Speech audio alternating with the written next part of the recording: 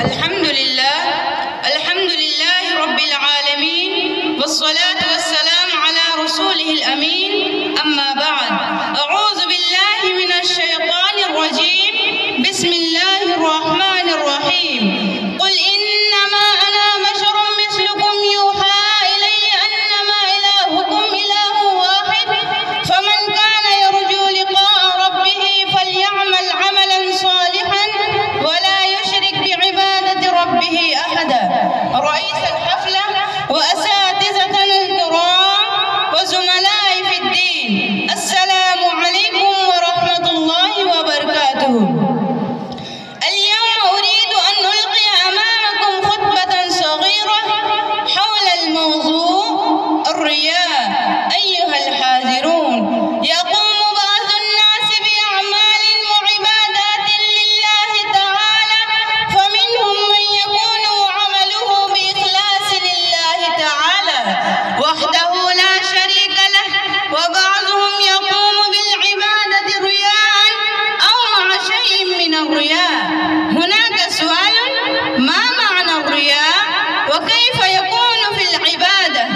الجواب: الرياء لغة معناه الإظهار، ومعناه شرعا فعل الخير يقصد أن يراه الناس ويحمده عليه افترى المراء، يحسن العمل أمام الآخرين، ولا يقصد طاعة الله بهذا التحسين للعمل.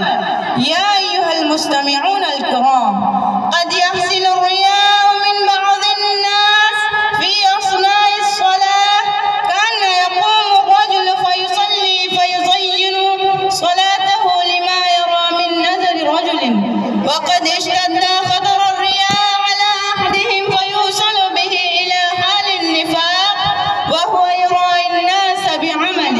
زملائي، إن من أهم أسباب الرياء حب الظهور والرئاسة وضعف الإيمان، وأخطر النتائج الرياء عدم قبول الأعمال عند الله تعالى وعدم الثقة بين الناس.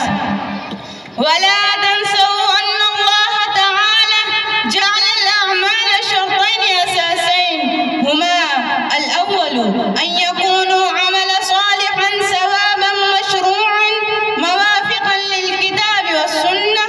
الاثنان أن يكونوا عملا خالصا لله تعالى بعيدا عن كل أنواع الشرك كبيرة وصغيرة، ومن الشرك الرياء.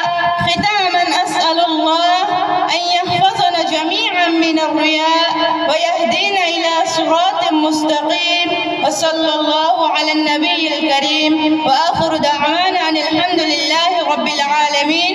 السلام عليكم ورحمة الله وبركاته. अल्हम्दुलिल्लाह, ये हमारा नशिश मुकम्मल